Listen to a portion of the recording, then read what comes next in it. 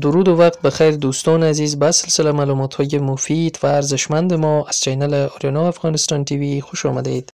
گلپان و نغمه با خواندن ترانه هایی که به زبان های مختلف افغانستانی از جمله دری و پشتو اجرا می شود، در تلاشند تا به همبستگی میان اقوام مختلف تقویت شود و فرهنگ اصیل افغانستان را به نسل های جوان و حتی مخاطبان خارج از کشور معرفی کنند.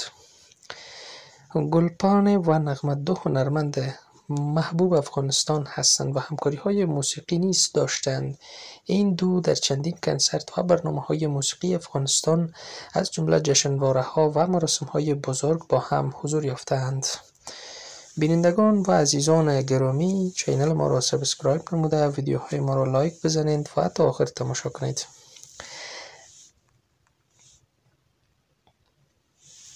نغمه به عنوان یکی از هنرمندان محبوب افغانستان ازدواج کرده و فرزندان نیز دارد. در مورد گلپان اطلاعات زیادی درباره وضعیت خانوادگیش در دسترس نیست. به نظر می رسد او بیشتر زندگی شخصیش را خصوصی نگه می دارد.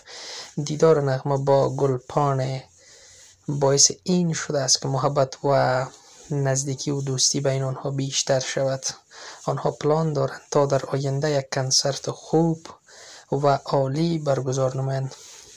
تشکر، وقتتان بخیر.